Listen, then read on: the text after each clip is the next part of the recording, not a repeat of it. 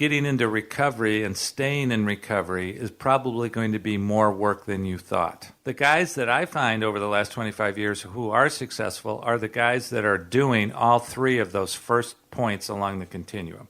They've been to a workshop or an intensive counseling experience of some kind. They have been working with a local therapist, and they have been going to a support group. But the point of all of this is if you're truly committed, truly broken, truly powerless, you're going to need massive amounts of help, much more so than you think. The average Christian would like this to be a very easy, here's the scripture verses to memorize, here are the prayers to say, and I should be free of this. Well, it's probably going to take more work, and I think your commitment to the Lord, your relationship with Christ would demand that you do whatever it takes to become the man that God calls you to be.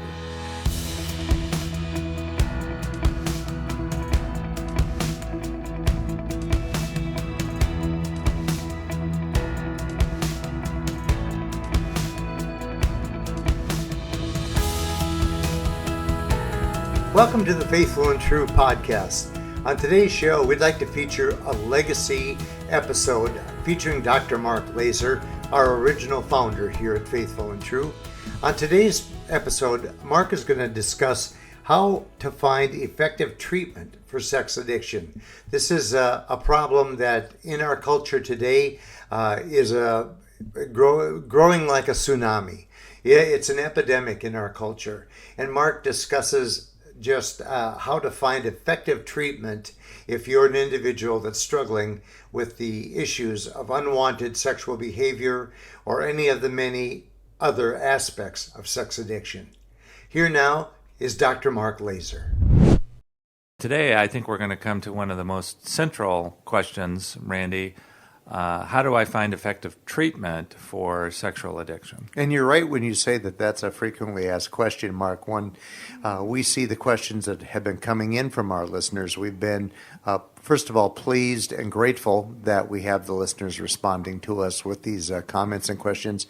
But it's amazing when you see that there's a commonality between the listeners from one area of the country to another, that they've got very similarly themed questions for you. Yeah, that is true. I think it's what we're trying to do in these shows is, kind of universal questions that we get from all over the country, in some cases from all over the world. So this question today has several parts, and I think one of the best ways to start would be to have the listeners imagine that there is a continuum of care. That's an expression that's frequently used in the medical community, a continuum of care, from walking into your family practice doctor's office with a few symptoms to, on the one end of a continuum of care, to going to a very highly specialized hospital for some very serious and perhaps chronic medical condition. So if you'll imagine in your mind a continuum of care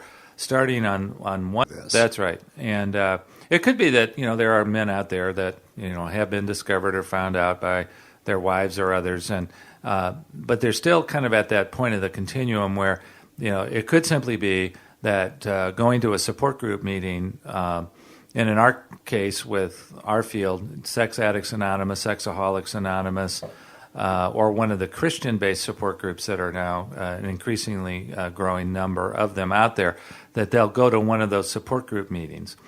And that will be enough to turn them around. And, of course, the phrase turnaround is the definition of the word repentance. So, that might be simply enough to get them to stop all of their addictive or sinful behavior. So that's at one end of the continuum. Now, does an individual, Mark, realize, does it take until it's too late for an individual to realize that he's got an issue with either viewing pornography or the frequency of masturbation, as you've addressed on earlier shows? Well, it's interesting. Back in the late 30s and early 40s, the founders of Alcoholics Anonymous, I keep going back to them because they're the pioneers, they established a distinction between high-bottom drunks and low-bottom drunks.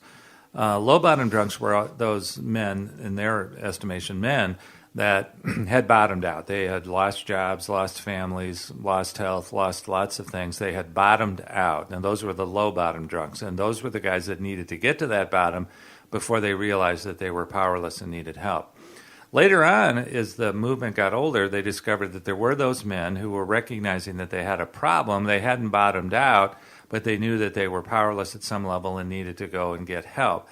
And those men they called high bottom drunks. And I still love that distinction, low bottom, high bottom. And there, our listeners, there's going to be men and certainly also women who have bottomed out. They've lost their job. They've been thrown out of the house. They've had legal consequences. They have bottomed out. They have crashed and burned. They have crashed and burned. That's a more recent expression. And actually, those guys are, in fact, a little bit more willing to look at the powerless component, which is what, Bill Wilson, talked about early on in the history of AA, that, he originally felt that a guy would need to, in fact, find bottom or bottom out in order to get to that willingness place.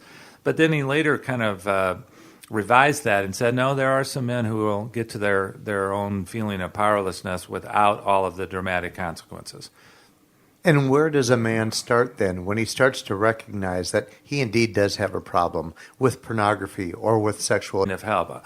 What we're talking about today is the continuum of care, and at one end of it would be all of the support groups that are out there, both secular in the 12-step traditions, and then also the emerging and growing number of Christian-based support groups that are there. And certainly one of our ministry partners, Life Recovery International, is one that provides those kinds of resources for the church-based support groups.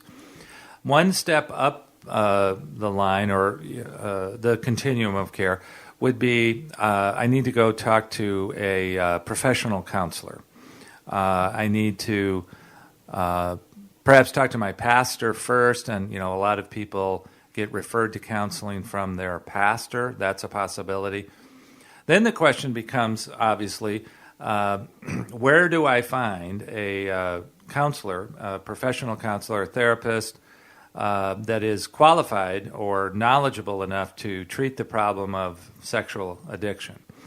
What has happened over the last 25 years is that there's been a growing number of movements really to provide training, specifically in the field of sexual addiction. This really started back at the First Treatment Hospital, Golden Valley Health Center, with Dr. Carnes offering a one-week class in which he invited therapists to come in from all over the country. That's when I started being involved with Dr. Carnes, because he invited me to come in and help teach that one-week class. And that whole period of time, has led certainly, Pat, Dr. Carnes, and others to create training programs, certifying programs. The biggest certification program out there right now is one that Pat started, called Certified Sex Addiction Therapist, or CSAT for short. And there now are 2,000 to 3,000, I think, people who have gone through very extensive training with Dr. Carnes and some of his faculty to receive that certification. I would say my estimation is, from what I know about it and from talking to Pat, probably a third to a half of those people are fully committed Christians. So if you're saying to yourself, I really want to go see a Christian therapist, or I really want to go see a believer who knows about these things, it could be that if you have a CSAT in your area, that would be the person to call. There have been other programs to provide training. I've been involved over the years with the American Association of Christian Counselors. They do annual conferences. They do worldwide conferences. They do specified trainings. They have video series. And because of all of that, there are a growing number of Christian counselors who don't want to spend all the time and the money to be, something like a CSAT, but that have gone through some specific instruction, some video series, some learning of some kind. And AACC has a certification that's available for a specialized Christian counselor who knows about the field of sexual addiction. There are other programs that have emerged. I'm involved with a graduate level program at Mid-America Nazarene University that is very similar actually to the CSAT program in terms of the extent of the training, the discipline that's involved in this training, the extent of the training, the academic nature of the training, the clinical nature of the training, all provided within a very solid Christian foundation there at the Mid-America Nazarene University. What I'm saying to the listeners is that you really got to do some research. You really got to maybe even Google search or whatever you need to do. But there are a growing number of trained professional counselors. Now, I'm guessing that our average listener is not as sophisticated. And what do you mean by professional counselor? Well, there are various kinds of professional counselors. There's Ph.D. level psychologists. There are pastors who are very highly trained in pastoral counseling. There are social workers, licensed clinical social workers. There are marriage and family therapists, licensed marriage and family therapists. There are licensed professional counselors. All of these licensures require some kind of state certification that you've been through school.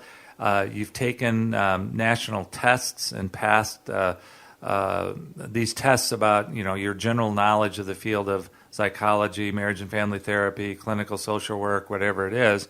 And the state is basically certifying that you are a professional in that specialty, and basically is certifying that you are safe to practice psychology. I really would struggle to say there's any one particular licensure that is better than the other in terms of their awareness of sexual addiction. Generally, though, we're talking there about a master's degree or above. Even with the pastors who are highly trained, they've been to seminary, have a Master of Divinity, have studied pastoral counseling. The truth of it is that, myself with a Master of Divinity and a Ph.D. in pastoral counseling, I function as a pastoral counselor. I don't have a state licensure, but I do have certification through my relationship to my denomination and the ordination process there. So all things to think about. That doesn't mean that there aren't lay counselors out there that have gone through some training. AACC, for example, does have some lay counselor training that's available. There may be some people who are just naturally gifted, but haven't had the time, the money, or the motivation to go through a professional training program. Basically, I think bottom line what we say is that when you're searching for the right person, you need to kind of shop around, and you need to ask for referrals. You need to ask for other people's experience. It goes back to the first part of the continuum, which is if you go to the average support group, chances are there's going to be people who are in those support groups who have also found a professional or counselor or a qualified that they counselor. might recommend to you. They might refer to you. That's oftentimes the best way to find the right person. I think most men at first attempt would probably seek the advice and counsel of their pastor or their priest. Right. And with that being the case, this is such a specialized level of therapy. This sexual addiction is a growing, there's just a growing understanding of the addiction. In fact, it's on its way to being a bona fide addiction if things continue to progress, correct? Well, it may be a few years away, but yeah, we could get distracted with that question today. Sure, but, yeah, that's a deep subject. Yeah. I guess my question had to be, do you feel that additional training is vital to these priests and pastors who are going to serve the purpose of being a counselor for men struggling with sexual addiction? Yeah, one of the things I learned in seminary, being trained as a pastor myself, was that pastors need to be generalists and they need to be aware of where the resources are. So I think, if you're a pastor or a priest listening to the broadcast, be aware of the fact that, in your local area, I think one of your pastoral responsibilities is to become aware of who the good counselors are, who are the ones that are trained professionally. And having said that, it is definitely true that the average pastor or priest does an awful lot of short-term counseling, at least. And I would just simply say to them, if you're not really interested in going on to some kind of professional status in a field, which many of them are, by the way. I mean, it's surprising to me how many pastors are also trained as therapists or whatever else it is. But to read books, to get some of the training videos. I think this is one of the places where the video training series, like for example AACC has produced, watching that, seeing some of the Christian leaders in the field that are teaching about this is one of the great ways to get educated. My question came from the very fact that on a fairly regular basis, we get emails from pastors that are saying, I'm currently seeing a gentleman from my congregation who is struggling with this. We've now gotten to the point of the discussion that I feel like I'm starting to get in over my head, and they then refer them on to you. Well, yeah, in the case of sexual addiction, they might refer on to us, and we'll get to the next stop on the continuum of care here in just a second. But I think, one of the things I would encourage pastors and priests about is to, at some level, accept your own limitations and your own be humble and be aware that just because you have immense knowledge of Scripture does not necessarily mean that you're going to know how to treat some of these very dark clinical issues. So we love here collaborating with pastors. I'm going to a meeting of an elder board tonight. I'm driving 60 miles to get up there to talk to this elder board because I perceive that they have a very deep interest in knowing how to be helpful. And whenever I perceive that, I'm willing to meet them more than halfway, particularly in this case. Yeah, halfway, I believe, is a truck stop. Well, it might be a truck stop along the way, but also when it comes to the fact that I wanted to be face to face with all the elders, it made the most sense to meet them at their church. But so anyway, we could do a whole show just on pastoral training or that kind of thing. But we need to go to the next stop along the way in the continuum of care. So far, we've talked about the support groups that are at one end. The next step along the way is seeing a counselor, a pastor, a counselor that is trained and knows what they're talking about.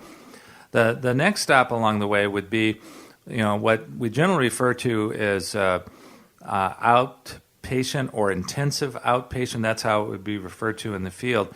But what we mean by that is that there's some counseling centers where you can go and be there for the entire week and be seen for 7 or 8 hours a day. That's a possibility. For like a week or two, there are those programs out there that do that kind of thing. What we have chosen to do here, rather than that approach, is to create a 3-day workshop where we bring in men from all over the country. And during that time, we teach them a lot of things. We have them experience the community of other men struggling with these issues. And we find that for the vast majority of the men, this next stop along the way in the continuum of care, it is sometimes more on the extreme level. I got to take some days off. I got to spend the money. I got to be away from home. I got to stay in a hotel. And there's value in taking a break and getting away from home and going to spend some time with some other men who are struggling with these issues and to spend some time with some people who are knowledgeable enough in the field to know how to really help them and direct them in a path that will get them free of this and get them sober and hopefully teach them ways to stay that way. And so the 3-day workshop that we do, I think, is the next step along the continuum in terms of intensity of things that you would pursue. So if you've said to yourself, I've been to the support group meetings, I'm working with a local therapist, and I'm still not quite there in terms of my ability to maintain sobriety, I would say that the next step along the way is, in fact, to go to a workshop and really get immersed and really get turned around. And again, we find that the majority of men that come to our workshops do get to that kind of turnaround place. It's kind of a breakthrough experience for them. Well, actually, Mark, you're being humble here because the strong feedback that we get from our workshop participants is that our workshop experience is, for lack of a better term, life-changing. Yeah. Well, you can say that. I choose to, be humble. And part of that humility is just simply to recognize that based on where you're at geographically or whatever, there may be some intense counseling experiences near you. There may be some other people who are doing workshops. Obviously, Randy, we feel that ours are the best. I I wouldn't be a human being if I didn't have that sense of, ours are the best. And I also want to be open to the fact that not everybody can get here. Not everybody can spend the $1,000 or so that it costs to come here. And there are some other options. I'm just trying to be fair in this show that there are some other intensive programs that are out there. But many times when an individual is trying to rationalize the financial aspect of coming to the workshops, the time commitment, the travel commitment, the financial commitment, the time away from family, what you're really doing is you're investing in your recovery. Right. Now, the truth of it is that, as you move up the level of the continuum of care here, it basically means that there are some elements in your life, some woundedness, some relational struggles, some spiritual dilemmas. It basically means that there's some deeper stuff going on inside you. So intensive work like our workshop is aimed at getting at those deeper issues that might be preventing you from, finally finding the purity that you seek. Now, before we run out of time today, we want to get to the other end of the continuum of care, which is inpatient treatment. And, part of our most frequently asked question today is, do I need to go to an inpatient program? The inpatient programs that existed I am myself the benefit of an inpatient program. I went to the very first inpatient program for sexual addiction that existed back in 1987. That was, in my case, 30 days, and I got all the best teaching clinically that was out there. I met Dr. Carnes, blah, blah, blah. I was with men from all over the country. I got honest for the first time. Deb came for Family Week. It was a wonderful experience. Back in those days, back in 1987, my insurance company paid every penny of it. Well, somewhere in the late 80s, that started to change, and insurance companies became less inclined to pay for these long-term addiction programs, and we saw a definite problem in trying to get people into inpatient care. Today, the inpatient programs that we would recommend that are out there, and they range in price for your 30 to 45 days of inpatient treatment. They range in price from about $20,000 to $50,000, somewhere in that range. And chances are your insurance may cover it, but it may not cover it. So what are the criteria that would lead us today to make a recommendation for a person to go through inpatient treatment?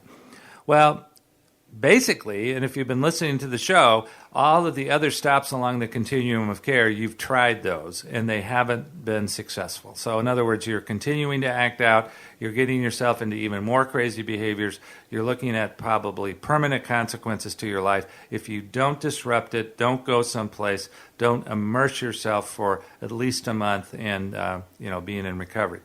Another criteria that we need to look at is if you're depressed enough that you would say, I'm a danger to myself, perhaps even suicidal, or danger to others, or, danger to yourself could mean if my acting out continues, the consequences even to my physical health are going to be so profound that it could create massive damage. So if you could say to yourself, the level of severity is such in terms of the depression, the trauma in my background, my inability, having tried all other avenues to get sober, and none of that has worked, then going to inpatient care is, perhaps what you need to do. If you want to call us, we can make recommendations. One of the aspects of this most frequently asked question is, where is the Christian inpatient treatment for sexual addiction? And I know I'm going to step on many toes right here, okay? So I'm going out on a limb, and Lion's Den and all of that. I just don't believe right now that there's an effective inpatient Christian program. There are some that are out there, and I am prejudiced in the direction of some of the well-established programs coming out of the secular community. I'm still good friends and colleagues with Dr. Patrick Carnes. He has a treatment program actually at this point in time in Hattiesburg, Mississippi. It's called the Gentle Path Program of Pine Grove Hospital. That's one of the places where we would refer people. There are 4 or 5 other hospitals around the country that I would have somewhat similar confidence in terms of that. As a Christian, what I would say to all the Christian listeners, Go get the best secular help. Bring your faith with you. They're not going to try to talk you out of it. Get sober. Get deeply into this. Get committed. Get turned around. And then come back. And I have seen in some of our most severe cases that going to inpatient treatment was, in fact, the move that finally got them to a place of brokenness. The breakthrough point for them personally. The breakthrough point. So we're not opposed to, inpatient treatment. We occasionally recommend it. People ask me as part of this question, how many men that come to see you, that come to your workshops, wind up going to inpatient treatment? And the answer to that is well less than 5%. Right. So as we wrap up this discussion for today, Mark, any final points or points to ponder that you want our listeners to take away from today's show? That probably getting into recovery and staying in recovery is probably going to be more work than you thought. So if you summarize everything I said today along the continuum of care, the guys that I find over the last 25 years who are successful are the guys that are doing all three of those first points along the continuum. They've been to a workshop or an intensive counseling experience of some kind. They have been working with a local therapist, and they have been going to a support group. So it's kind of a trick thing that I've done today. It's the three-legged stool. Well, it's support groups, therapy, intensive workshop type of work. If you do all three of those things, I guarantee you that the vast majority of you will be able to find freedom. Now, again, for those that need that one last push, go to inpatient treatment for a month or 6 weeks, and, that may be what you need to do. But the point of all of this is if you're truly committed, truly broken, truly powerless, you're going to need massive amounts of help, much more so than you think. The average Christian would like this to be a very easy, here's the scripture verses to memorize, here are the prayers to say, and I should be free of this. Well, it's probably going to take more work than that. And I think your commitment to the Lord, your relationship with Christ would demand that you do whatever it takes to become the man that God calls you to be. Well, thank you for joining us today on the Faithful and True podcast. We hope that Dr. Mark Laaser has once again opened your eyes to the potential of struggles you may be experiencing yourself. If so, we invite you to visit our website, faithfulandtrue.com, where you'll find many resources available to you, over 400 episodes of the Faithful and True podcast, as well as the opportunity to learn about the Men's Journey Workshop and to register right online. We host this event every month here at Faithful and True in Eden Prairie, Minnesota, and we hope that you'll consider coming to the workshop to get the help that you so richly deserve. Until then, we hope that this coming week for you will be a week that's filled with many blessings and with great vision.